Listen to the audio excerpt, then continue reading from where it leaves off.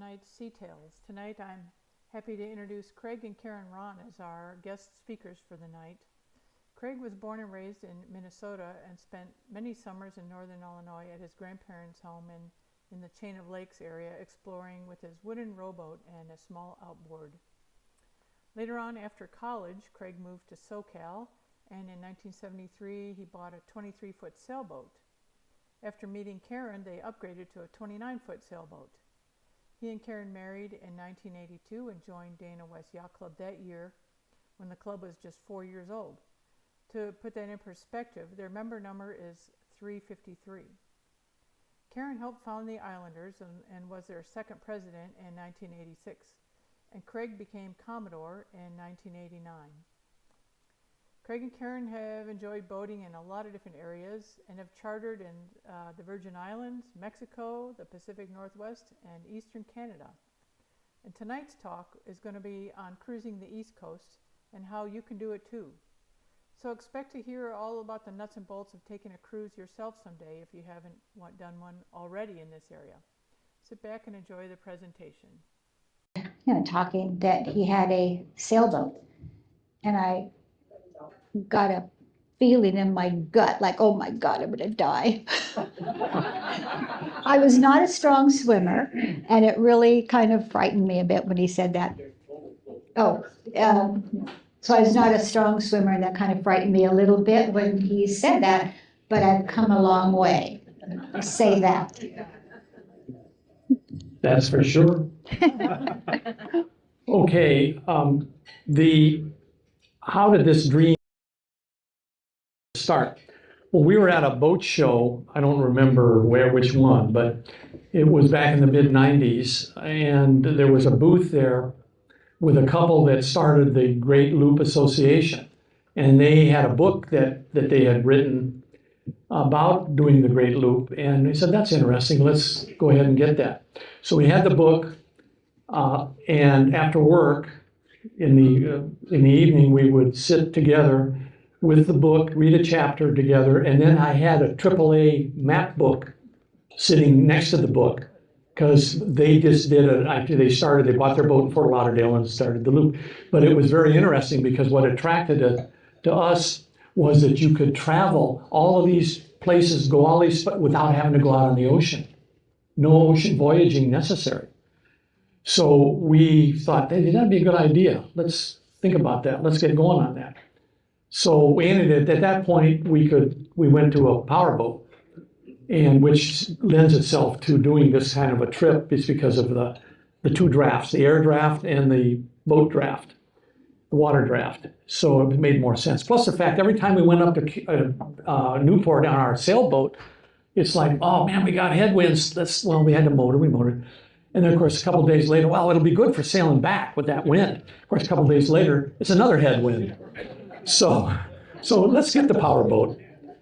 Anyway, so we, in 2002, we were at a Bahia Corinthian Yacht Club cruise, just like you're gonna have here in a month or so. And we're standing there, and I had a lousy job and this and that. And Karen said to me, she said, why don't we just do it right now? I'll get the house rented, you get the boat to the East Coast. So it's all her fault. Yeah. Thanks. So anyway, that's what we did. And let's see, that was, 2002. So that was 25 years ago, yeah. And about 10 years, and then we went, that was 2 years, and then we ended up going 10 years with no boat. We sold the boat back there after 2 years. We had to go back to work. We weren't in retirement yet, couldn't afford it. And so everybody here at the club is going, great, when do you get another boat? When do you get another boat? When do you get another boat? And I said, no. With that 2 years really opened our eyes to, man, this is really neat, nice place to boat. And a lot of new things. And I said, we could get another boat right now, but go to Catalina for the 384th time? No, let's go back to the East Coast because there was so much we didn't see at that point. So anyway, we got 10 years later, we got this other boat that I'll show you. Anyway, this idea of this presentation I was asked to do a presentation for SCYA, Southern California Yachting Association. And, but I added to it since then. And I think we're in pretty good shape at this point to show you something a little bit different. I could have, SCYA, I was thinking, well, why don't we just show a bunch of pictures? That's what people want to see, a bunch of pictures from this trip. And I said, you know, we learned so much, had to make so many adjustments in boating on the East Coast versus here. Why don't I talk about what the differences are so people have an idea of what we had to go through here? And so anyway, we're going to kind of jump around a little bit because we're going to demonstrate. Well, here, let me show you here. I can show you. So we have East Coast versus West Coast. We're going to go with cruising grounds. Well, you can read number 2, 3, and then at the very end, we're going to talk about some of the options to use to cruise the eastern U.S.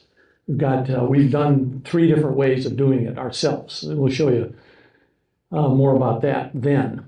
But meanwhile, we're going to go and go from there. So let's talk about the boats first, because everybody wants to know this boat was, you're seeing, it was on B-Dock. Well, it used to be B-Dock, whatever color it is now, I don't know. But anyway, old B-Dock. On a channel tie, we trucked it to Charleston, South Carolina, and had to put it back together again. And I want to know the interior. When we bought this boat in '97, the interior was lawn furniture. But a guy named Frank Summers built me an interior. You know Frank? And I designed it, gave him the drawings, designed it, and he built it, and Greg Heath ended up doing the finish work on it. Anyway, just wanted to pass that along because it relates to the members here. Okay, in this boat, then you can see Cruise East Coast 2002, 2003, and it was sold back there in Annapolis. The next boat, 10 years later now, different set of circumstances. The first set of circumstances, we rented out the house. This boat, we purchased in Florida, and then wanted to start our cruising, and I'll show you where we went in each boat.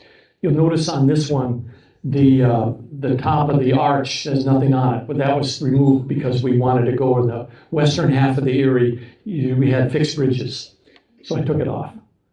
They weren't working anyway, the radar and the satellite TV. What difference does it make? So first thing we're going to do is cover the West Coast and the East Coast as far as cruising grounds. You can see that everybody's familiar with what we have here, but it's a rugged weather shore with few natural harbors or inlets offering protection. I mean, you got San Diego, you got San Francisco, maybe. That's thousands of miles with a couple of places that are natural. On the East Coast, we got a lot of different places, especially if you look at the intracoastal waterway areas. There's all sorts of ways on and off. We're going to show you a bunch of them here. And we're going to focus a lot of it on New York and the Canada canals, the Great Lakes area. So on here, we got ports, inlets, bays, rivers, sounds, and anchorages to travel the key is without exposure to the ocean. Because my first mate is not big on big seas and oceans. Not her favorite thing. Not mine either, really. Okay, here we go. We're just going to use this map because it's very convenient. First of all, it tells you that the eastern half of the United States is an island. Okay, Charleston is down here. So after we shipped that first boat there, first thing we did is we headed up into the Chesapeake Bay for the summer, and we'll show you more detail on all of that later. And then we came back down for the winter, and ended up coming down and then going across Florida. A lot of people don't realize that you can go across. You don't have to go down around the bottom. You can go straight across. And we're going to show you a little bit about that. And then we got the second boat, just coincidence. It was for sale in Fort Lauderdale. We bought it and then went and took it up. Now we had already been through here a couple of times. So our goal, and we've been up here, but we ended up the first part of the year up here in the Chesapeake Bay and spent the winter there. And then the next spring, we went up this way. Now here we went out on the ocean here. You could go inland, but the waterway for that size boat isn't that great. So we did time it right and had good weather, went up here to New York, the Hudson River, and ended up here at the beginning of the Erie Canal. And I'll have a better map coming up here in a minute. So we ended up here, and of course we did a whole bunch of cruising all around here. This is Lake Ontario. This is Lake Erie. We didn't go into Lake Erie. We came close over here at Buffalo. But we did Lake Ontario, we did Lake Huron. But we did this part of Lake Huron over here called Georgian Bay. And you're going to hear a lot about that in a while. And of course, we did this up here. And I'll show you that again right now. How about now? Okay, now we came up from New York, and we ended up, here's the beginning of the Erie Canal.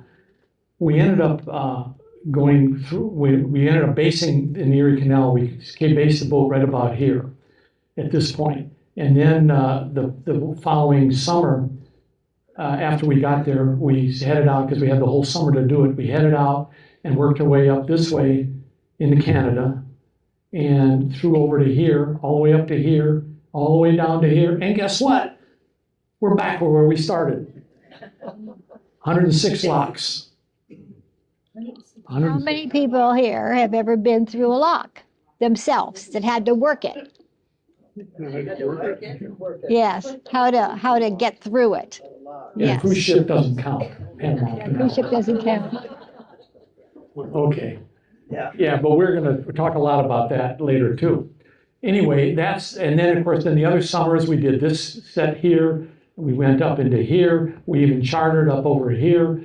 And anyway, we'll come back to this probably later. Okay, now let's talk about the cruising grounds. St. Lucie River, that was what I showed you in the beginning, the shortcut to get from east coast of Florida to the west coast of Florida. And that, of course, and just to give you an idea, that looks like Florida for sure. The lock here, there's a lock. There's 2 locks on one side of Lake Okeechobee and 3 locks on the other, because Lake Okeechobee is what? It's about 9 to 12 foot deep. It's 30 by 35 miles. It's the 7th largest freshwater lake in the world and the 3rd largest in the U.S. And it provides a shortcut. It's about 140 miles. If you had to go all the way down around the Keys and come all the way back up, it's a nice shortcut. And about 140 miles total. And as we got into the other side of this side of the lake, eastern side, and we couldn't go straight across. There's good navigation and everything. But we decided we're going to take the rim route, which takes you around the southern shoreline. And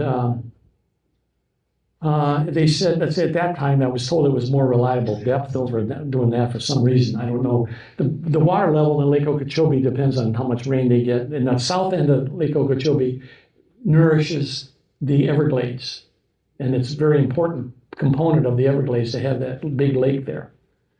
Anyway, here's the Rim Canal, one route here. You can see all those trees.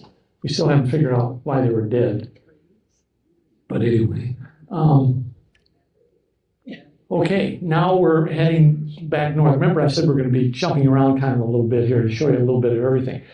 The intercoastal waterway in Georgia, you find the shrimper boats, there are a lot of those, but all of the intercoastal water is still used for commerce. There's barges and tugs and fishing, a lot of commercial traffic there.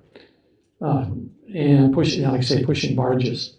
And Georgia's a beautiful state. There's a lot of area, there's nothing there, as you can know, intercoastal, but there's islands and channel. Of course, we stay on the inland side of the island, so we're not anywhere near the Atlantic Ocean.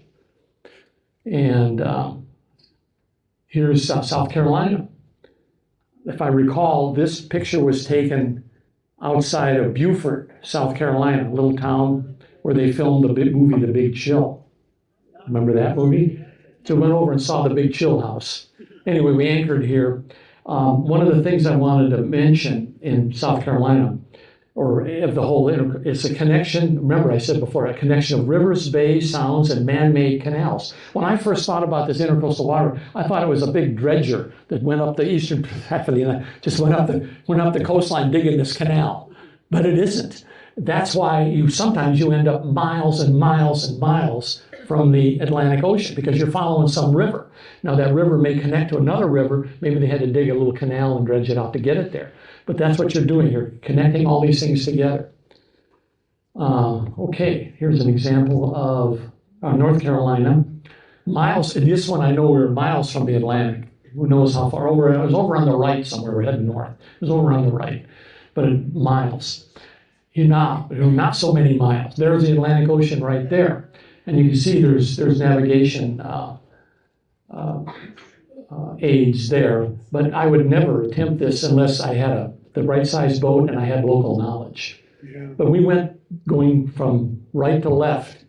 And there was an opportunity there for boats to get in and out if they knew what they were doing. And that's a small boat entrance. Okay, now we're here in Charleston. This is the Fort Sumter in Charleston. Beginning of the Revolutionary, the Civil War. Revolutionary War. What's that? Revolutionary War. Yeah, not the Revolutionary War. We had the Civil War came later. But you know what? One thing we learned when we were in Charleston, they don't call it the Civil War. It's called the War of Northern Aggression.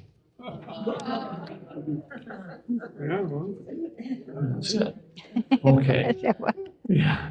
So anyway, we got a lot of war experiences there. We had obviously in the eastern part of the United States, obviously is where it all started. So there was the Revolutionary War, the Civil War, the War of 1812. There was a lot of stuff going on there, a lot of history, a lot of museums. That's great. Okay, now let's show you a little bit more interesting here. Now we're in the border between North Carolina and Virginia on something called the Dismal Swamp Canal. Dismal? But it isn't really dismal. So it's beautiful and green all the way through it, and it's just lovely because you feel like you're right in the middle of just all this nature. The problem is when you get to the end of it, all of a sudden all the trees kind of disappear and you look over and here's this highway with all these big trucks going by and all those cars. And it was like civilization. I mean, it's like, no, get us back to that dismal swamp. Yeah. Really cool. And actually, it has a lot of history. First of all, it was built, completed in 1805. It's about 25 miles long. And George Washington was one of the early people there. This is before he got into the military and the politics. He was a surveyor. Yeah, he was surveying it for lumber. And anyway, yeah, it's there's we went about halfway, and there at the border there's a welcome to Virginia, building there for the highway, but they have a dock there. So anyway, it was interesting. So. Let's go to a big area that we spent a lot of time at, but we didn't even scratch the surface. The Chesapeake Bay. Now these numbers, 11,000 miles of shoreline, 4,400 miles of square, not all of that is navigable, and I don't know how realistic that is. I heard all sorts of different numbers. But the Chesapeake Bay is about 120 miles long. And in fact, let's look at it here in a little bit more detail. Here's where we came out, right here. Okay, came out right here from the intercoastal, and Norfolk and Portsmouth are right here. Of course, the big Navy stations there. So we were going parallel with submarines, working our way out, and anyway, you can see all the rivers going up. You see, this adds to the shoreline. All these rivers, and most all of them are navigable. And here's the most popular one is the Potomac. And that's about 100 miles to DC. We spent a lot of time in DC. We on the first boat trip we spent a couple of weeks there. On the second trip going through with the pilot house, we ended up spending a month there. And of course, as you work our way up, the eastern shore is much different than the western shore. And I think the Fergusons were there, and they can tell you the big difference between the eastern shore and the western shore. And but we're going to show more about that in a little bit of a while. But then we ended up in the second trip, ended up going across right here. This is called the Chesapeake Delaware Canal. There's no locks. Everything's at sea level. And then we came around here and then worked our way up to where you saw the map start before, New York City. and the Hudson River. Okay, so now, okay, let's see. Let's go to the next one. They show you a little bit about Chesapeake Bay. They have lighthouses, just like out in the ocean. They have big cities. Debbie, can you see that over there? A lighthouse? Yeah, I can see. There's our lighthouse people over there. Okay. Yeah, there it is. There's a bunch of them. Is that Wolf Trap? No, I don't think so. I don't think so. I think Wolf Trap is up further, closer to Annapolis. We're not sure. Yeah, sure. Anyway, this is downtown Baltimore Harbor. And you know, obviously, it's a big city. It's got everything. And here's the Potomac River now. Okay, now we're heading up the Potomac. The tradition is that it's about 100 miles to DC. So the tradition is when you go by Mount Vernon here, that you ring your bell 8 times, which we did. Ring the bell 8 times, we went by. And One thing I want to add about going by Mount Vernon is that, you know, it's on one side of the Potomac River there, and on the other side, all you see is just green, forested, beautiful area. And the reason for that was a group of ladies formed an auxiliary or whatever to buy that land across from Mount Vernon, so that whoever stood where George Washington stood and looked across that river, you'd get the same exact view that he got. And I always thought that was really, really cool for them to do. Why do you have to do 8 times? So that's just. 8 bells for George because he's passed. Why do we at opening day here No, do but 8 bells? But at why 8? Is Why it eight? 8? I don't know. I'm not Yeah, I that don't- nautical yeah. knowledgeable to know I why. don't know. Jim, do you know why 8 bells? It's Yeah. 8 bells for funerals? Yeah. No, Yeah, that's it. But we'll have to look. why do we do 8 bells at opening day for everybody that's passed? We got Tom over there that'll tell us. It's the end of the watch. End of the watch. Oh. Ah, right, I got you. Yes. Every half hour. Yeah, And then a watch is typically 4 hours. So Right. the watch is 8. Oh, cool. Thank you, Tom. Thank you. All right. Yeah, so, yeah, you're never too old to learn. Anyway, Yeah. yeah, and by the way, the ladies that started all this did this in like 1850. He'd been long dead, 55 years or so. But the place, and Mount Vernon itself was falling apart. I mean, it was bad. And that's one thing we learned. I can just say something in general. We went to a lot of historic places there, Fort Ticonderoga and Mount Vernon and so on. And you look at it and you say, man, this really looks great here. But it didn't until more recently at some point where local people said, well, wait a minute, this is going to be we better make this look nice and we'll raise money and it'll become an attraction. And like Fort Ticonderoga, we went there up in New York and Lake Champlain, and we're looking at, boy, this is really neat. Look how this really stood the test of time. No, after the Revolutionary War, people were coming in and taking the material and using it to build their house with. There was nothing left of it, or very little left of it, but they had enough, they knew what it would look like, so they rebuilt it. So that was an interesting facet that we learned. Anyway, okay, now, of course, we got into Washington, D.C., and we spent, like I say, a couple of weeks there the first time, and a month there 10 years later, about 10 years later.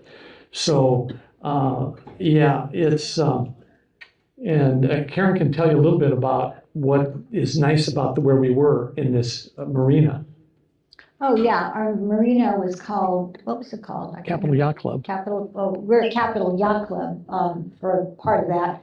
And that was so cool because it's right within walking distance of the Smithsonian, all the Smithsonian museums, everything. I mean, it's like, takes you 5 minutes to get there practically to walk up there. But it was cool because we walk into the Capital Yacht Club and we see our Virgie up there.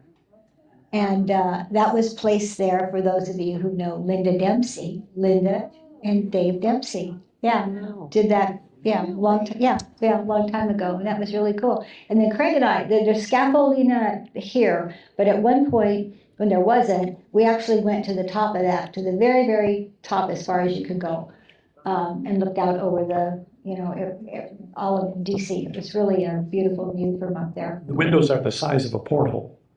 Yeah. What is that building? That's Washington Monument. Washington Monument.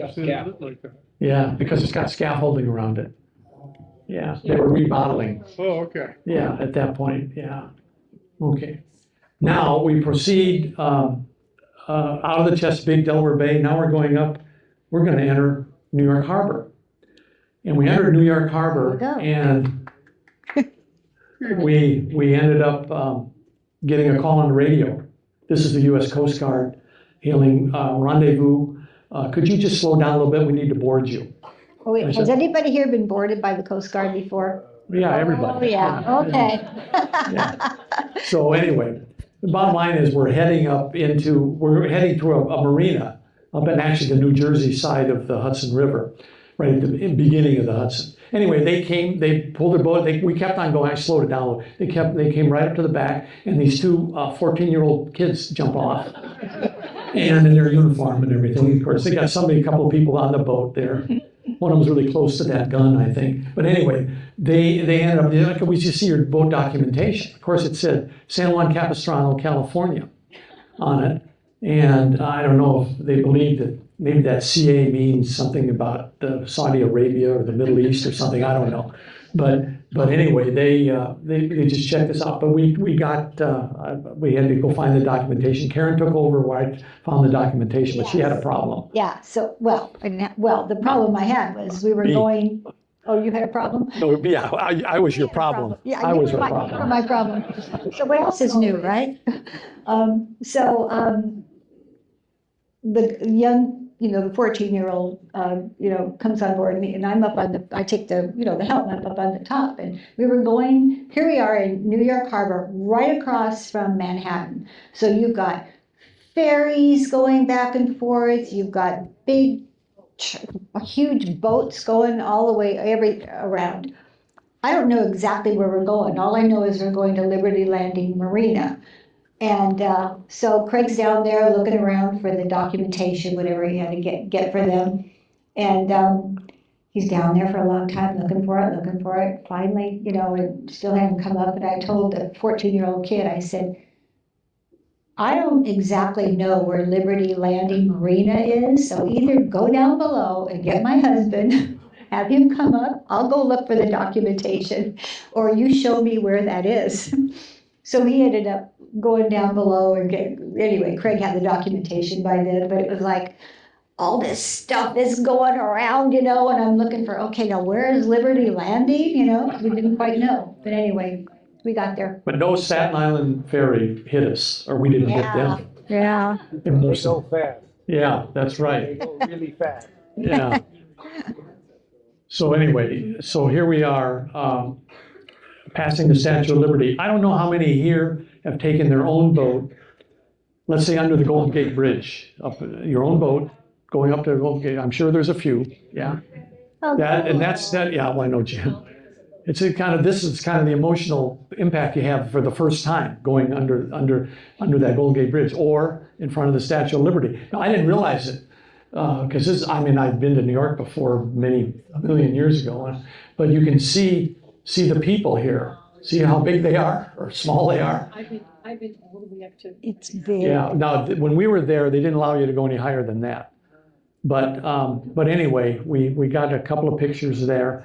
And Karen has also a more emotional connection to this Ellis Island that was there. Yeah, so when we were going by, all of a sudden, I start feeling really kind of emotional. And my grandparents immigrated from Austria in 1896. And they went into Ellis Island. And I was thinking, oh my God, what would they think that their granddaughter is going in the same route on her own boat? It just kind of got me very emotional. Okay. So now we're at the marina, and obviously there's a view of Manhattan. And this is interesting. I don't know. I thought this would be a kind of a neat picture because I'm up on the bridge of the boat, and obviously the flag on the sailboat across the way was neat, and then of course the Freedom Tower. Now at that time when we were there, it wasn't open. I mean, it looks like it's done, but it wasn't open. But of course, the Twin Towers monuments down below, they were open. But what was nice about this location is that dock you see in the front of you there, that dock, you went down and you could get on a ferry for $7 and ride right across. That big yellow one. So we were there for a week. I paid for the weekly rate, and we were in a very nice facility. Anyway, we ended up going across, about every day practically, and ended up, doing all the tourist stuff. So, okay, then we left there to head up the Hudson River, and this is obviously West Point. Now well, first of all, when you're going up the Hudson River and you're looking north, all you see are the cliffs of New Jersey and nothing much of anything. But if you turn around and you look back, all you see is Manhattan and the high rise and all the buildings. It's really quite a contrast, I think. But anyway, we went up to Croton-on-Hudson. I love that town name, Croton-on-Hudson. Where do you live? Croton-on-Hudson. Anyway, what we did is we got a marina there, into a marina there, and rented a car. And this is something that I want to emphasize, that when you do something like this, you can't get everywhere by boat. We couldn't go to West Point by boat. After 9/11, you couldn't put a boat there. You can see stuff there, but there's no visiting allowed there, visitors allowed. But we ended up from Croton-on-Hudson in the Enterprise rent-a-car. We went to both the Roosevelt's homes and burial. Franklin's on the Hudson River, and Eleanor had a place inland. She had her own place. Went to both of those. When Vanderbilt had a place there, went to his place. And we went to the Culinary Institute for lunch. And of course, then we went to West Point for the tour of West Point. And all in a couple of days using the rental car. And this is not just all of that. We were up in the Erie Canal one time. Let's go to the Baseball Hall of Fame. We had our Karen's nephew with us. He was a school teacher, and it was summer. So, and he's a big baseball nut anyway. So let's go. So we drove down to Cooperstown and saw that. So you have to take that into account. You can't just drive around and rely on your boat being next to what you want to see. And the next one here is just north of the West Point. This is interesting, not much to see, but what the Revolutionary War, they put a whole bunch of junk in the water to keep the English boats coming south any further. That was interesting. And right in this area here, you can see those hills. You're right near the Appalachian Trail, the northern part of it, the Catskills, the Adirondacks, and all of that right in this general area here. So it's going to be interesting. Hey, Craig, are you going to talk about the fact that it's an estuary and, good point. timing the... Yeah. Steve mentioned it is an estuary. In other words, you have salt water and tides and everything and a current going up and down. But, as you get older, you learn, somebody said, oh, yeah, I'm going to wait until 11 o'clock to leave because I'll get a following, current that way. I said, oh, that's nice. We left at 9. I don't care about it. I had 2 diesel engines and, I wanted to get, I didn't want to wait for the current, Some people like to do that, that's fine, but we didn't pay any attention to that. But it is salt water as you go up a ways, and until you get to, what's the capital of New York? Albany. Right next to Albany, Rensselaer, there's a big federal dam there. They call it the federal dam. And once you get beyond that, there's nothing to do with the Hudson River. It's all fresh water. There's no current other than after a big rainfall or whatever. That's very interesting. But why is this science so important? I said 10 years between the first trip and the second trip. What did I do for those 10 years? Look for a boat and then read blogs to figure out where are we going to go once we get this other boat eventually. And I can quit working for a while. Well, every time I looked at somebody's blog, I saw this picture, this image, this sign. So here we are coming after Rensselaer. We're coming through the dam and the lock, big dam. And I say to Karen, I said, here, you take the helm. I got to go up and take a picture. And she's looking around. What is there to take a picture of? And I get up on the bow, and as soon as we got to this junction of the Erie Canal and the Champlain Canal, I took that picture. Because I said, I've been looking at it for 10 years on the internet. Now I'm here with my boat, and I'm looking at it for real. So it had some emotional attachment there. Okay. Are we going to the Erie Canal now? Yeah, Okay, so hold on. This was not part of the program, but Fran, you need to stand up because we took our boat, the Erie Canal. Fran biked. This is her biking jersey. Look, she biked from Buffalo. Albany to Buffalo. And they went on the water. She was paralleling the Erie Canal most all the time. It's the same. You remember Yeah.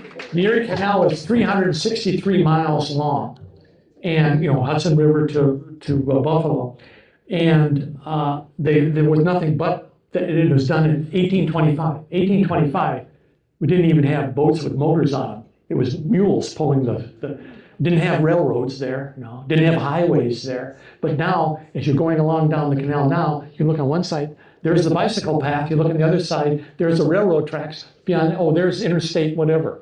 So it's a little different now. But anyway, it was the longest human-made waterway in North America when it opened in 1825. So anyway, so we started that. Now here's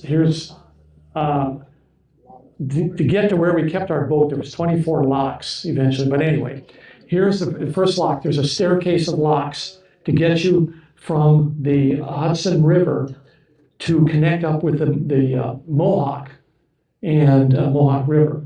And I'm going to show you a little bit about the key now for the boat owners here is that there's obviously the water is down.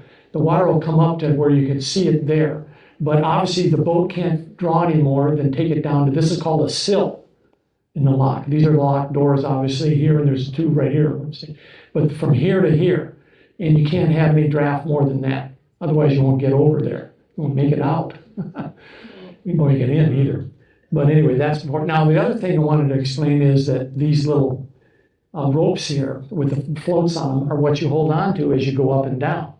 Obviously, when you're going up, you take out the slack. When you're going down, you let out the slack.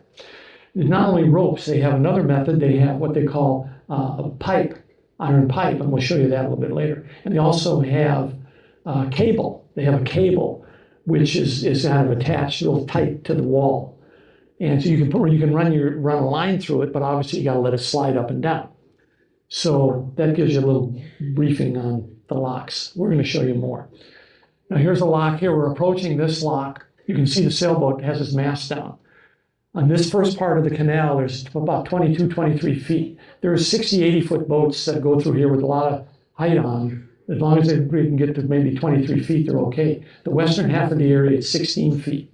That's why I had to take the stuff off the top of that boat on that one picture. Okay, sailboat and the lock. So you get them on the radio, no big deal. What's the maximum draft then? No, you can go. There's sailboats that go through there. I've watched sailboats go through that I know have had draft of 6 feet. Yeah, more than that. They're going from Florida to Canada. They've gone south for the winter, and they're coming north to Canada. Yeah. Told them about the mast being down. Yeah, the mast. Yeah, and they have places to take your mast down and put it back up again. Albany Yacht Club has a big mast down thing. Because when you're on the intercoastal along the East Coast, they have bridges. The bridges either have to open or they have to be 65 feet from mean water. So, and we've watched some of the boats. Look at that catamaran behind us. I don't know if it's going to, and I'm looking, and the mast clears by about 6 inches, it looks like. But 65 feet there, or they open. And on the Erie, it's not that way. They don't open. They're either high enough or they're fixed for you or that's it. Or you take your mast on if you're a sailboat. Now we can see. Can you meet a boat in the lock? Oh yeah, they fill the locks up and they can't up in Canada. They all have to be coming this way though. Yeah, they all have to be going the same direction, obviously. So, but sometimes you have to wait. I call him on the radio, channel 13, and he says, "Okay, skipper, we're just putting boats down to come out." So okay, great. And you do is you wait. They have a little tie-up spot if you want to go over and tie up. You can do that, and you can spend the night there at that tie-up, and be the first to go out the next morning if you wanted to. It's included in your lock payment. How much is the payment? I don't know now. What do we If you get? would have gone last year, it probably would have been free because it's 1925 to 1825, 100 years. We always do stuff on the anniversary free. How much was it for the annual pass? The annual pass is only like $100. Yeah. But yeah, we're going to talk about it in a little while, the difference between Canada's locks and the US locks. Can you go through 24 hours? Is it 24? We like No, Canada's no, better. they have a time limit depending on the time of the year, and they open in May. Remember, you can ice skate on this in the winter. So they open in May and they close in October. So that's what we left. We left here when we were doing the summer cruising. We left here in May, late May, and we got back sometimes middle of September, late September, whatever. Okay, this one's a pipe. Guess what? Where's the pipe? It's in that seam right there. You can see there's where we're holding. Anyway, and we're down. Okay, now you're coming out, and you can see this one. You can see the rope over here on both sides, and they're coming out. And okay, here's the Mohawk River portion of the canal. Remember, I said they're going to try to use the lakes, the rivers, everything they can, but they don't have to dig a ditch. But there are ditches there, Yeah. and you can see. On their boat. Yeah, you can see the. Now we're here at a juncture again. On the other side, Erie Canal. You go to the left and you go all the way to Buffalo. We did that not right away, but I'll talk about that a little bit later. And then Oswego, that's a canal about 7 locks that takes you from that elevation to Lake Ontario. You have to go down a number of feet to get there. And once you get to Lake Ontario, then you open, and we'll show you that, you end up in Canada and you go north.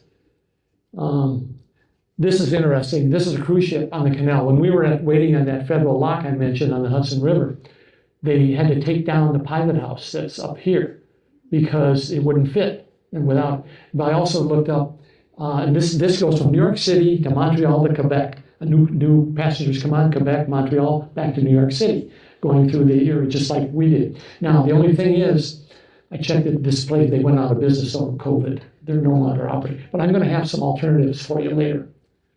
Okay, now we're crossing Lake Ontario on autopilot.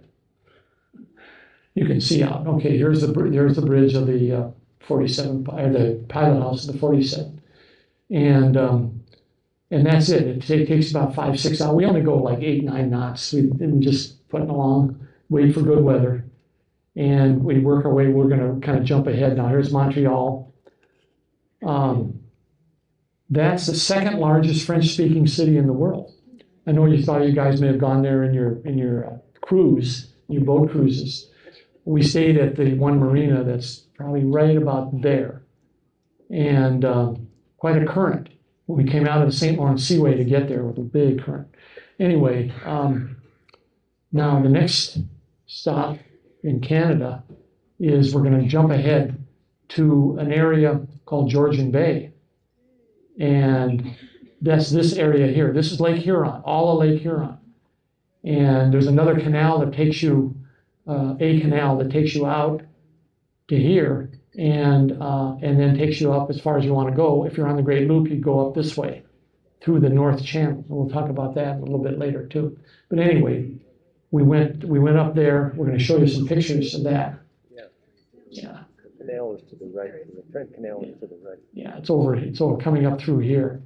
Anyway, we'll have more of that in a minute. Okay, some of the channels between these lakes. There's a lot of lakes in Canada. It just felt like it's just like Minnesota. You betcha. And you can see who took that picture of these two boats, because that's us right there. It was this guy right here, Steve. He took that picture. Anyway, we met him at the beginning of this canal. And anyway, and now we're in Georgian Bay. We're out of that big long canal. And now we're in Georgian Bay. You can see the geography there. It's the Canadian Shield in all that area. And as Roger told me, the Canadian Shield is bedrock and very close to the surface. This happened about 1 million, 2 million years ago. And then the glaciers came in and smoothed it out. But anyway, you can't, all these rocks, you can still see there's trees and everything. They found enough earth to grow trees.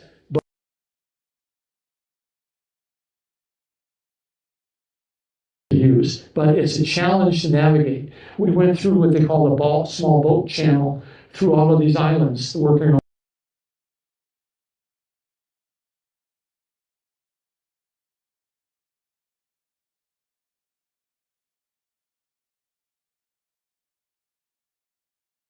So you go through, you make a U-turn, you come back, you see the marker there, and you come back in, and you're doing that zigzagging. It's not as direct if you went out, but it's more interesting, but it's also more challenging. You see these rocks, we're going down this channel. Now, the good news is we were third. We had two with local knowledge in front of us. We were the third. So we felt a lot more comfortable going through, because you see the rock right here. Steve was one of them. Steve was one of them, the local knowledge. And anyway, yeah, it's a challenge. Here you can see, but the color of the rocks and it's very different. And of course, there's islands through here with houses on them. One little island, maybe a half an acre with a house, and that's it. The only way you get there is either by seaplane or by boat, obviously. So here's just a picture of the boat in Rideau Lake. This is on the canal that connects you with Lake Ontario to Ottawa. That's the name of that canal. And you can see the boat, and it does have the inoperable radar and TV antenna. But as I said, when you get to Buffalo or that area, you rent a car. Obviously I didn't take the boat here. Not down. So we had to visit there. Okay. Now let's jump to chapter 2 here. Marinas, anchorages, yacht clubs. West Coast, typically marinas are large, like here. Maybe up in the Delta, you'll find some smaller places and so on. But on the East Coast, we had a lot of, and it was very interesting because a lot of still had the large marinas, family-owned marinas, but floating and fixed docks. The docks are different. I'm going to show you that. One of the things that they had that's different is they had courtesy cars. The marina where we wintered our boat had 2 courtesy cars. Get your groceries, sign them out, go get groceries, make sure to put some gas in it, and that's it. No free nights at the yacht clubs.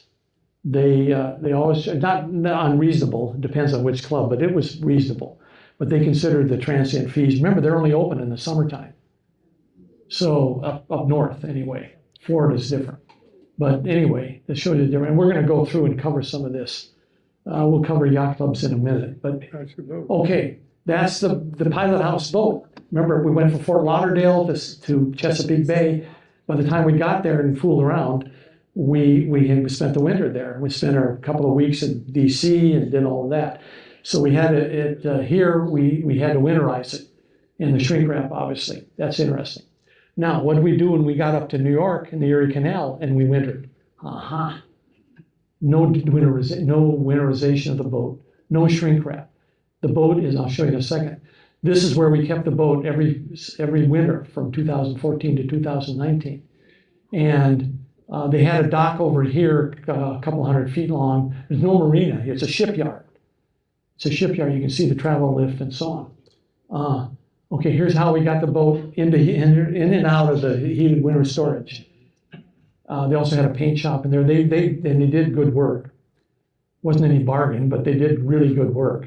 So here's the travel lift. There's the trailer. It all runs on hydraulics. He's got a little controller around it. Anyway, it takes it in and out. So now, marinas. Big marinas in Florida, obviously. As everybody knows, it's been to Fort Lauderdale, looked at the marinas. Now, here's a little marina. Okay, the Caloosahatchee River is off, you go through Lake Okeechobee, and you're going down the river, and I read about you go down this little channel. You know what an oxbow is? It's a little island in the middle of the river. We went in, and there we parked the boat on this little dock here. They had power. Unfortunately, because Steve and Fran were going right up that river that you saw right out there. You can see the wake. But I was going to tell them about this, but they're not in operation anymore. They're not functioning. So But that was a really cool little marina, and the people there had all these fruit trees, and it was a family-owned deal that only could take about 4 boats? Well, 4 yeah. boats, something like that. Yeah. And they were so friendly. I mean, they had all these fruit trees. Oh, come here, go pick some fruit. Do this. You need a car here, I mean, the small marina, just the camaraderie, the friendliness of the people in those places for the cruisers was just the highlight of our trip. It was just unbelievable. Yeah, and as far as the yacht clubs, I may mention that what we tried to find were yacht clubs like Dana West Yacht Club. Because they're on the island, like Hilton Head Island, there's about 3 yacht. We found the one that was the Dana. Now we did have brunch at the other one, the St. Francis, the New York Yacht Club type one on it's called the South Carolina Yacht Club, with the table, the silk tablecloths or whatever, and the, paint and the fancy everything. We did have brunch there once, but the other yacht club, we in fact, I'll get to that in a minute. I think I'll get to that in a minute. Well, let's talk about a little bit of these typical marinas and the challenges. You notice all the boats are backed in, backed in, backed in. Why? Because on some of these slips, there's no way to get out to the other end of the boat. There's no walking area. And of course, Karen had to be Annie Oakley with her lasso, to get to the front of the boat. And remember, when I was on that first boat, had a single diesel trawler. And I thought, well, that's all I had in a sailboat was a single diesel. I can handle a single diesel boat, no bow thruster, anything. Well, practice. It was just like getting to Carnegie Hall in New York City. The taxi driver tells you, it's practice is how you get there, more practice. And that's what we had to do. But anyway, and you can see here, same thing. These had side tide. There's our boat right here in downtown Fort Lauderdale is behind us there. And this is where we had the boat on the New River. We've been on there a couple of different times with a couple of different boats. Here we go. Here's Hilton Head.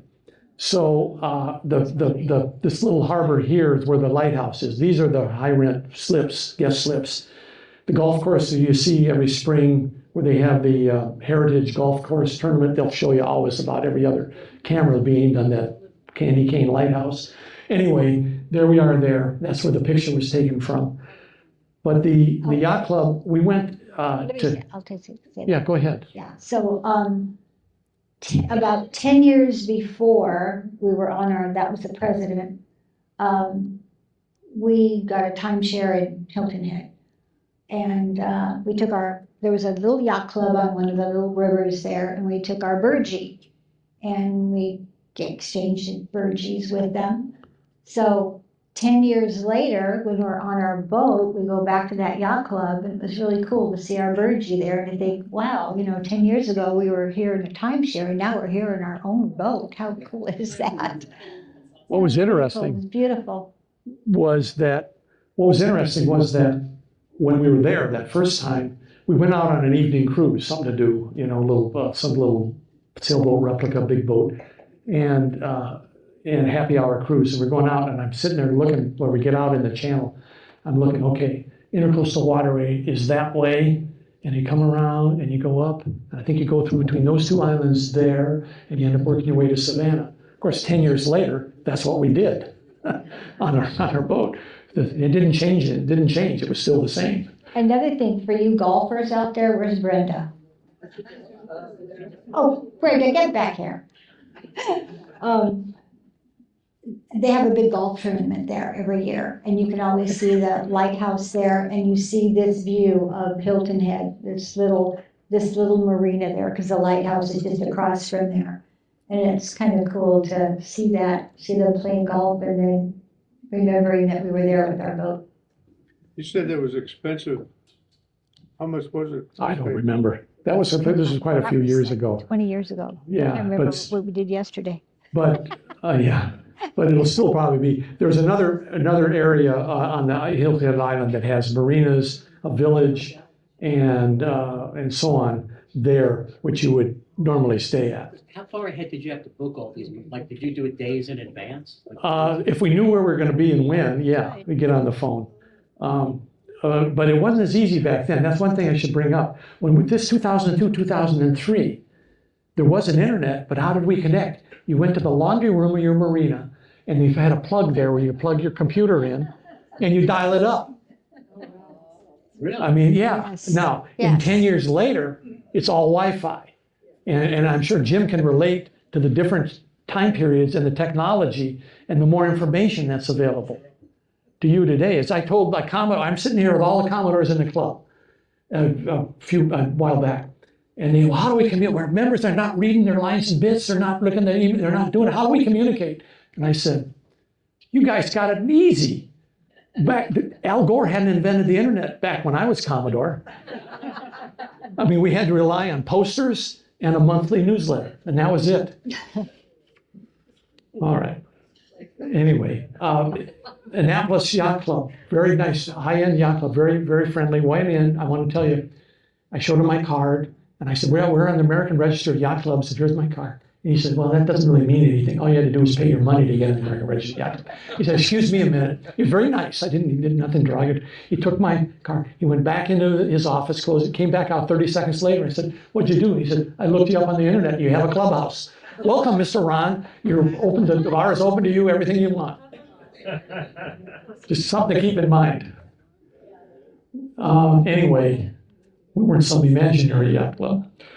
And also the other, the one in Solomon's Island, we spent a lot of time there because of the fact we got, anyway, that's where we spent one winter is on Solomon. But they were really, really very friendly. We were invited to their parties and stuff. Anyway, okay, the next is Chesapeake Bay Anchorage, all by ourselves there in Chesapeake Bay. This was over on the eastern shore. Beautiful. There's Annapolis, we just mentioned the Annapolis Yacht Club. There's the Naval Academy is over here. And then here's the capital of Maryland is right there. And the yacht club is down here, the marina. Anyway, that's The that. president? What's that? Yeah, that was the president there at the president boat. Yeah, 37-footer there. And you got to remember, we didn't spend as much time there as we did the first time because we were on our way up north. We wanted to get north. Here's a free dock. You're talking about docks in the Erie Canal, a lot of docks from towns. And you have shore power. You can see the shore power. Here we are at the end. These are people that we traveled with, we met at the beginning. Anyway, you can see these little things in here. Roger will tell you what those are. Mushrooms. You know what they are. Canadian geese. Oh, robin? Yes, Yeah, it's your Canadian geese. lots of them. Lots of them. We all drop, and they get on the dock, they get everywhere. Yeah. Okay, another marina on the Erie Canal. This was,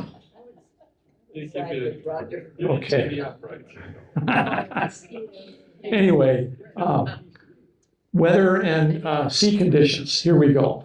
Of course, in the West Coast, obviously, we know the weather and we know the sea conditions. But on the East Coast, where we were, we had minimal ocean exposure, so we didn't have to deal with long period swells. However, the shallow creeks, you get a short chop, and I show you a little bit of that. And of course, you got to deal with hurricanes, tropical storms, tornadoes, lightning, heat, humidity, and mosquitoes. And what? What was that last one? Yeah. Frequent afternoon thunderstorms in the summer. Here's something that I learned. We came into the marina the very first time after I put the boat back together, and we're ready to take off. Let's head north. Let's go. It's early summer. I'm going in their office. I had a weather station. I'm looking at their forecast. Chance of afternoon thunderstorms. Well, we don't want to go with this. Another day. Next day. Chance of afternoon thunderstorms. And this guy in the office keeps seeing me coming in and looking. He says, you know, if you're going to wait for no chance of afternoon thunderstorms, you're going to be here until October. That was in Charleston. Yeah.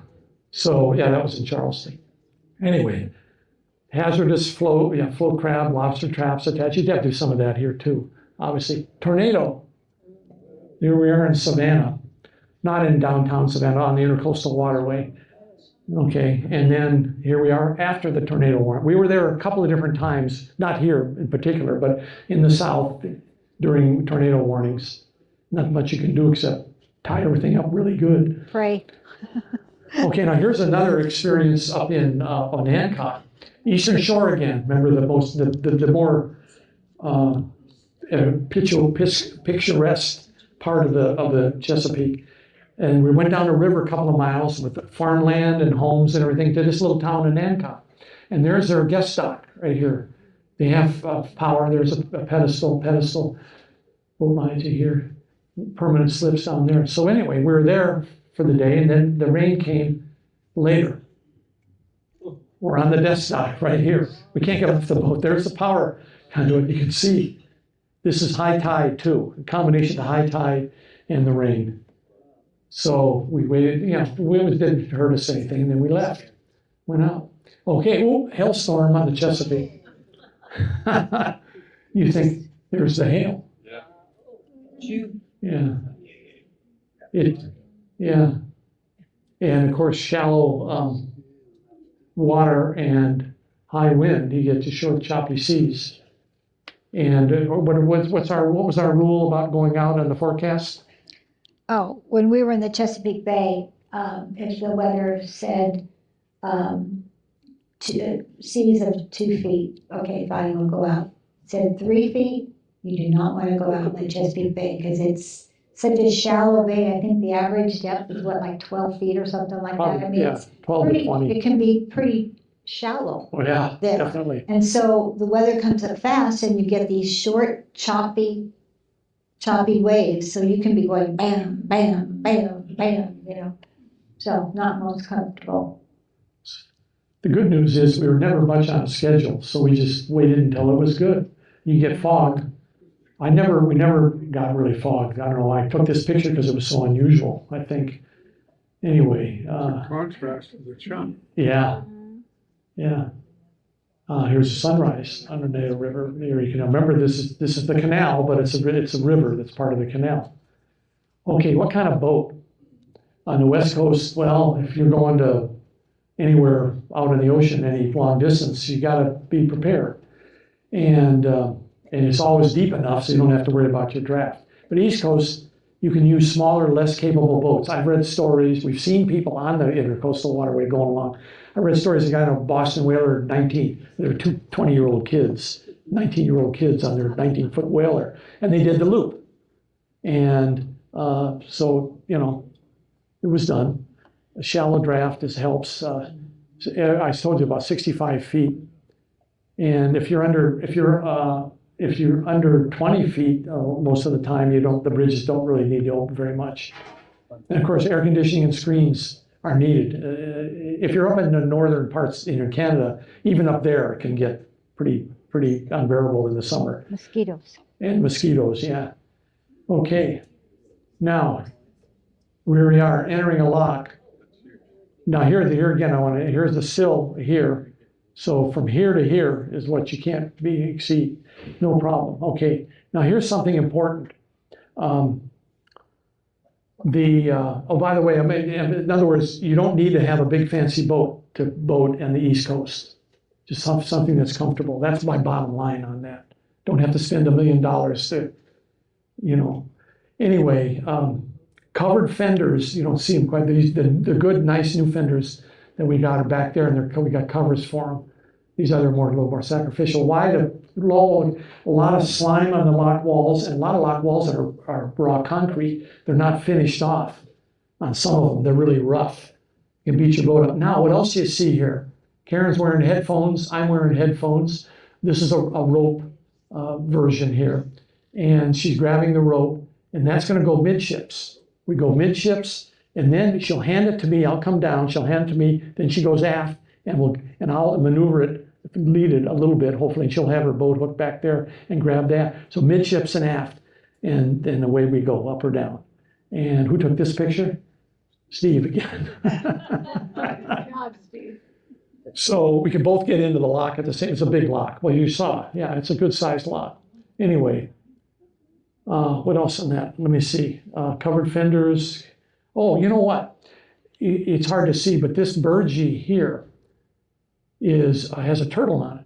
It's a part of an organization, mainly on the East Coast, but it's anywhere, called Marine Trawlers Owners Association, MTOA. It used to be called Marine Trader Owners Association, but everybody that didn't have a marine trader wanted to join. I've got a trawler. It's an Albany. It's a Grand Banks. Can I join? Sure.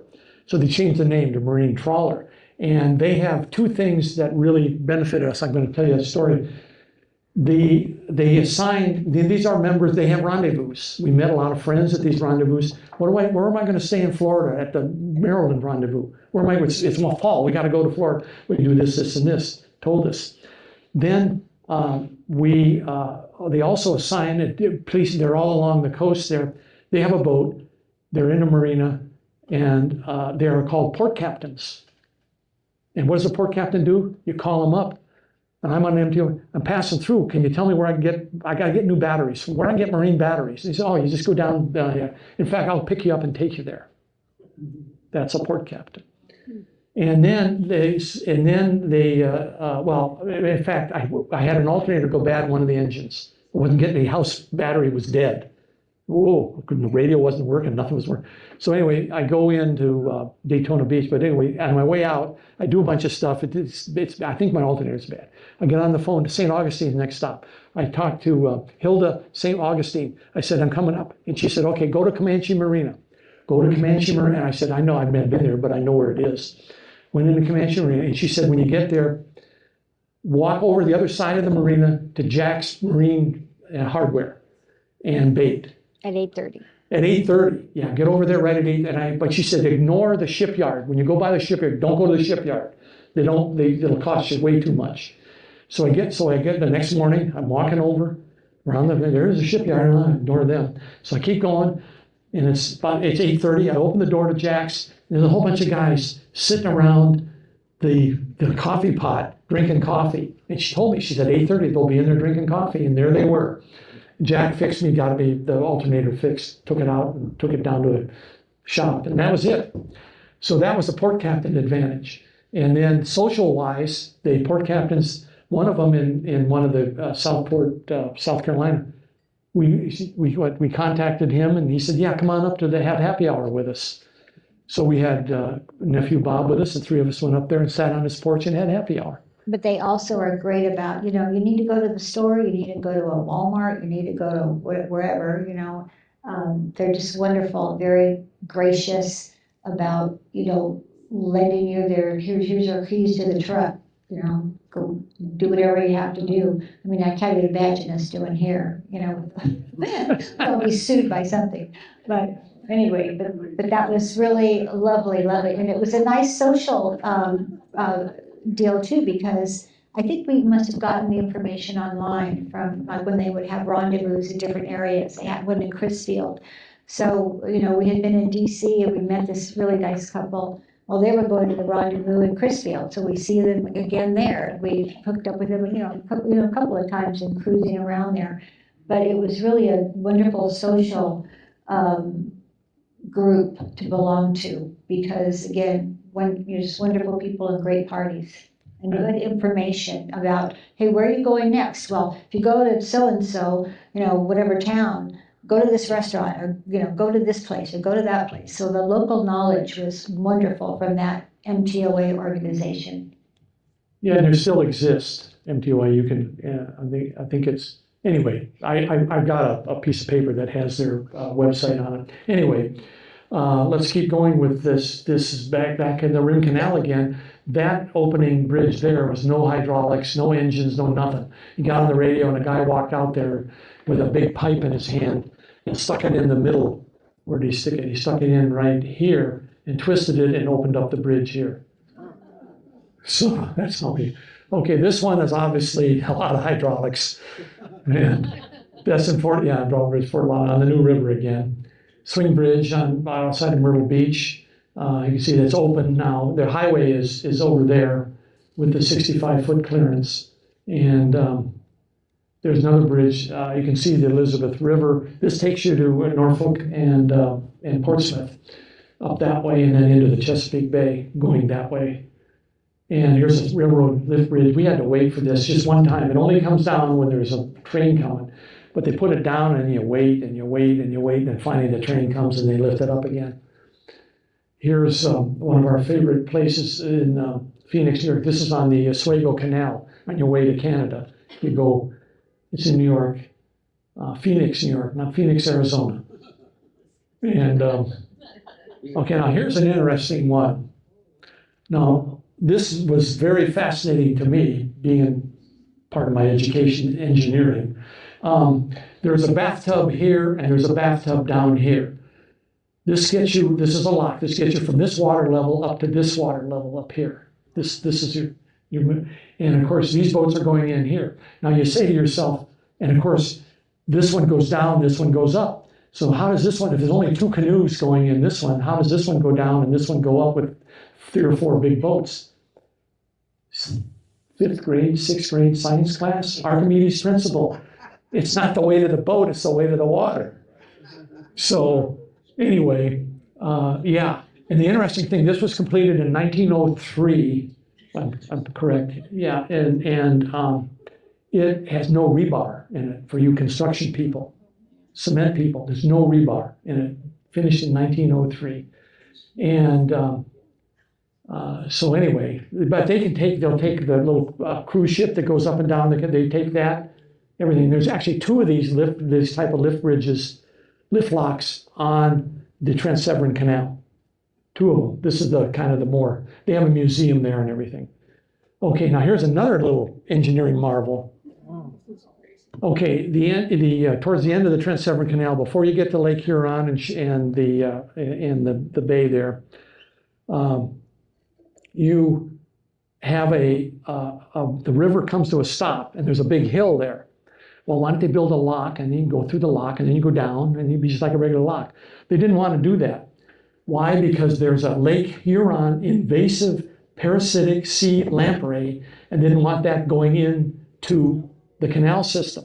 So they had to separate the two. So how do you get over this hill? Well, the first thing you do is there's our boat in the back there.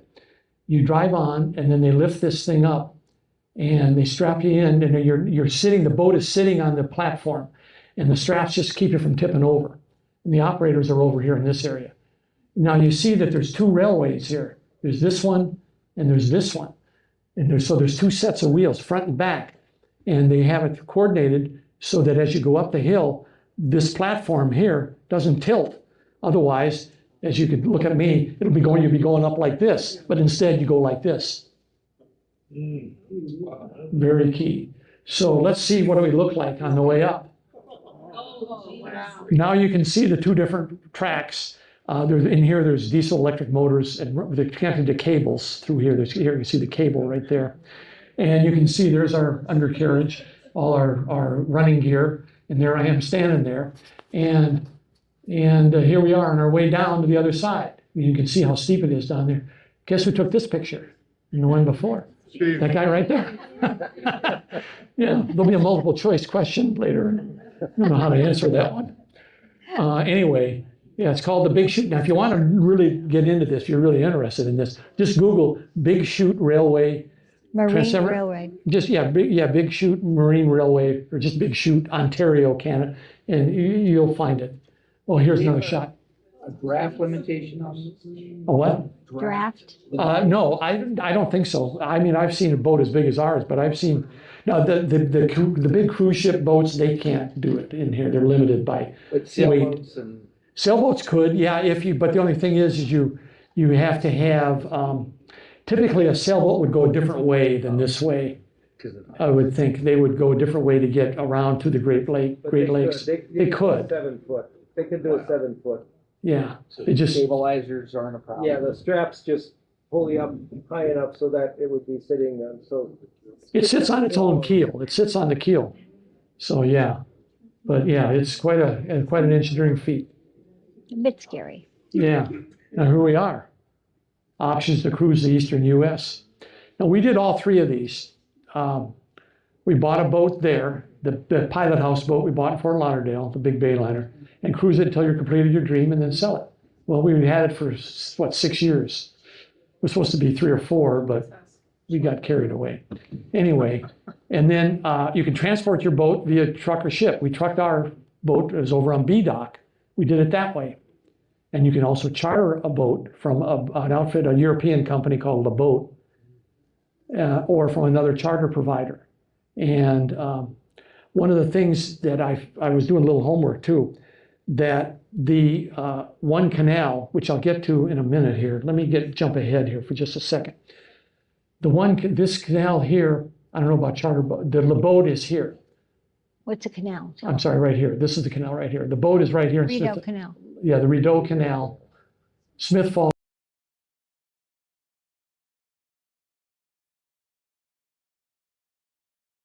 Rental a boat here. Now you can't go as far as that Big Chute, but you can go right here to take that lift lock up and do all of that. and that boat charter there. Well, and Craig, tell me about, they could rent a houseboat on the Trent That's true. and go the whole distance. Yeah, you can go, there's houseboats up on, see all these lakes right here?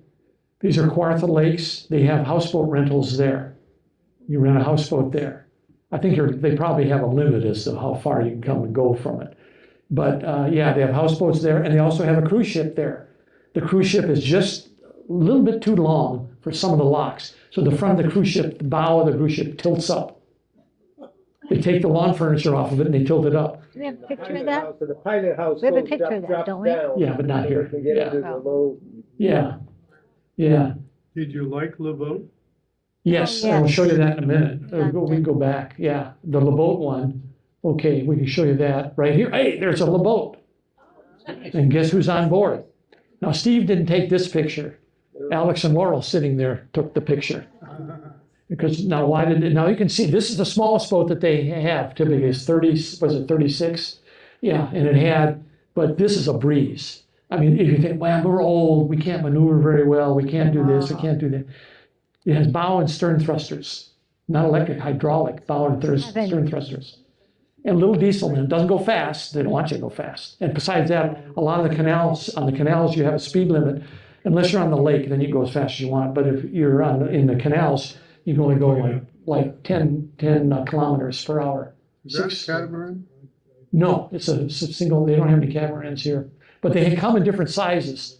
This is, you can get them that'll have 3 or 4 staterooms, 3 or 4 heads on them. As many as you want. This one is perfect for 2 people, really. Yeah, that's the smallest. So we had, like Laura, they had theirs, we had ours. Yeah, we send that to the log, but they had already published us years before. We were up in Ottawa in front of the Parliament building. They did that one, but they didn't do this one. I guess they don't like repeats. Although I think they did Jim and Kathy a couple of times. I think they did. Don't let them fool you, they did. Okay, now here's a charter boat that we did not that long ago in the North Channel, Lake Huron. And About the North Channel, everybody likes it. yeah, you go Georgian Bay. As you go up to the north end of Georgian Bay, I'll show you in a minute. But here you can see this is a boat that we rented for 10 days. And here am I carrying in our luggage, and here's Steve carrying in his hat. Who took the picture? Yeah, I did. You got his bags.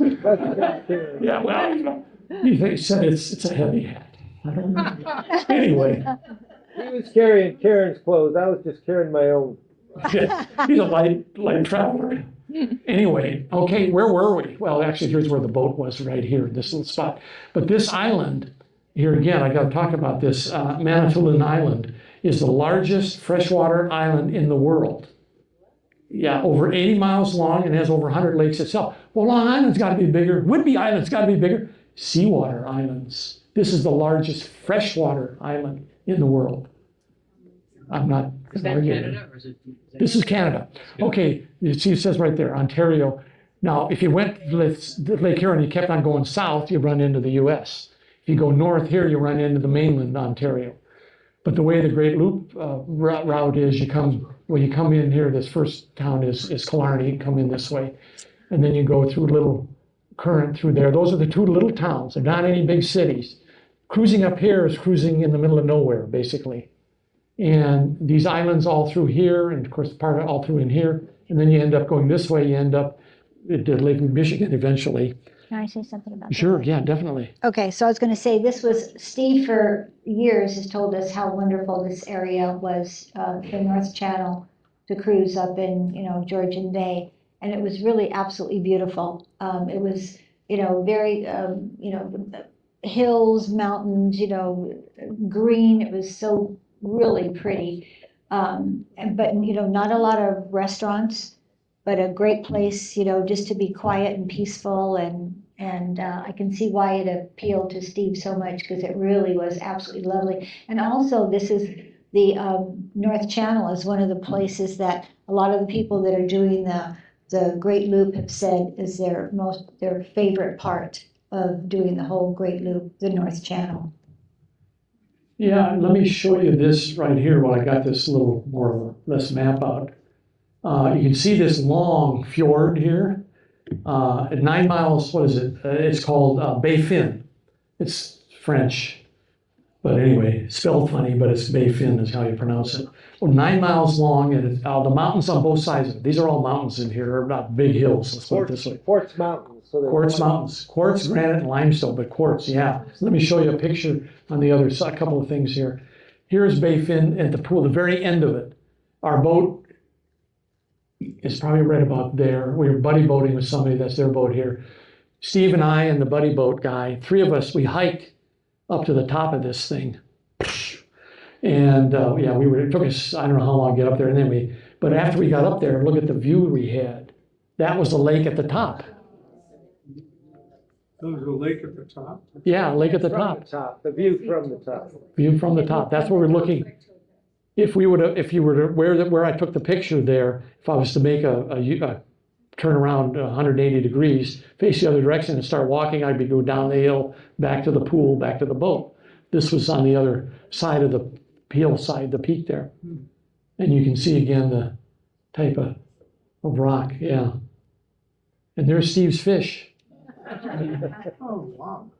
No, he caught that, and remember I said the Kawartha Lakes where you can rent the houseboat and go. That's probably one of the most picturesque area because it's full of all these lakes and these little islands and the Canadian Shield and so on. That whole Kawartha Lakes area. There's locks you have to go through, but it's probably one of the most scenic areas. And we're kind of getting towards the end here. I'm just going to show you some things here. But we talked about, I don't have this in here because you come across the lake and here's Smithville, here's where you get the boat. If you're going to do this one here, you would fly into Ottawa. Don't take your boat from here. You could, from here to Ottawa. You fly into there and then do your touristy thing there. Don't bring the boat there. What you do is you take your boat from Smith Falls down to these Rideau lakes you see here in these areas here. Much more scenic and so on. So anyway, that's that. And of course, here's speaking of Ottawa, here's our boat.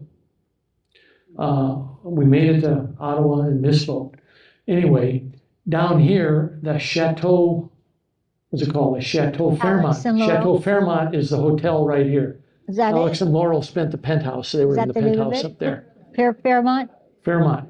Yeah, I looked it up. I think it's called the Fairmont Chateau. And here's here's Washington, D.C. of Canada is right here, the Parliament building. And they have a light show there at night when we went, and they'd show like they do at the pyramids in Mexico or in Egypt, the pyramid. They have the light show. They have a light show, and they have the band. We were here, and the band, the guard? Changing of the guard. Yes, yeah, the Guards and the guards. bagpipes. Bagpipes, and they started here, and then Every they morning. marched over to the Parliament building in the summertime, obviously. You can skate out there right now. Yeah, you can. Yeah, that's right. I forget. It becomes a skating rink in the winter, along a skating rink. Yeah. And by the way, this is man-made. The Rideau River itself is before this. It forks off, and the Rideau River goes down south of all these big buildings here, way over here, a mile or so, and then the waterfall right into the Ottawa River. So we have to go over a waterfall? No. What they do down here on the other side of this bridge is another bridge, and there's 8 locks to get from this point to the Ottawa River. And why do you want to get to the Ottawa River? Because you got a river takes you down to the St. Lawrence Seaway, takes you to Montreal, takes you down the St. Lawrence to another river, it takes you down to Lake Champlain, it takes you to the Hudson River, it gets us home. That's it, home base for the boat anyway. Okay, now we got a picture though, 8 locks. Oh my God, it looks busy. This is the hotel right here, Chateau Marmont. That's 8 locks? There's 8 locks there, I think so. In a row. Small though. 7. Yeah. 3.5 hours to transit. Well, it all depends on your timing. Okay, we're ready to go. So we get down there, right under that far bridge. We're like number 2 in line. But they decide, what did they decide that morning? For whatever reason, they have boats down here waiting. They decide to bring them up first.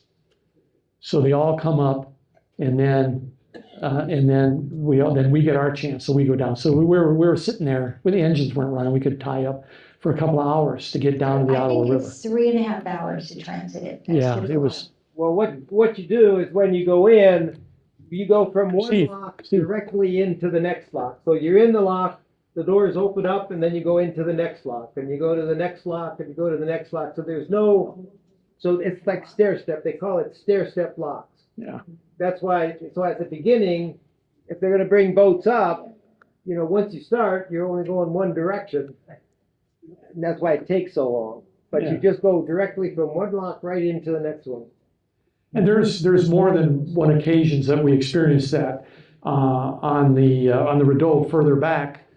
There's one Jones Falls. That's 1, 2, and then there's a third over there, a break in it. But anyway, a lot of elevation change over there. Same idea. Either you're going up or you're going down. Okay. Now I said that Canada's different. You pay more money, but they have people to help you. In New York, they have one guy smoking a cigar in a lock house running the switches and the valves, and that's it. And no, they're all nice and they're really good, but they can't go do anything for you because they're all by themselves. And they have to stay at the controls. During the summertime, especially, they have full-time lock masters people, and then they have college kids that they bring on to help. And you can see here that all the locks in Canada, most all of them are manual. On the regular locks, they're all manual. You have to open the doors and close the doors with the sprocket and chain and whatever, and the valves too. The valves let the water out, and then the upper lock let the boat or upper part and let it back in again. There's no pumps pumping water. It's all gravity. Well, they have a lot of the locks that are controlled hydraulically with power, but they made the decision that they wanted to maintain the canal system so people could see how they were built and how they were maintained and how they're still operating by manpower.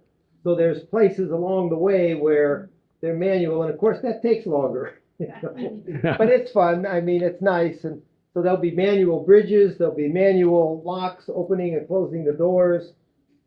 It's like Craig said, it's just all manual. And what one of the locks we went to that we stopped at on the Trent Severn, the lockmaster people, they had to get there by boat. They went there by boat. There was maybe a little trail along the side or something, but it was in a farmland area. And they actually had to get there. Now, let me show you a lock that is not manual. Whoop, not that one. Whoop, not that one. Let me see. Did I show that one? I guess I don't have it. What happened to it? I guess I somehow deleted it. But there was a lock I was going to show you that had a huge lock.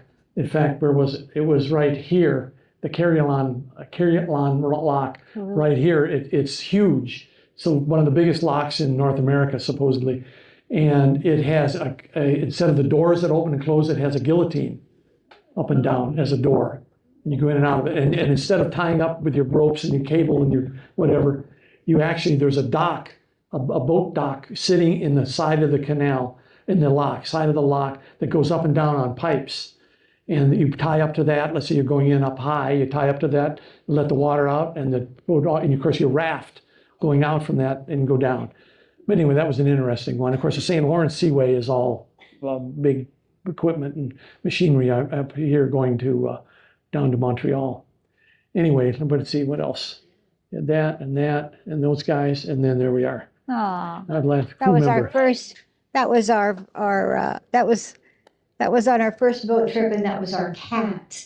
That flew to Charleston. She was quite the traveler. She flew in an airplane. She lived on a boat for 2 years.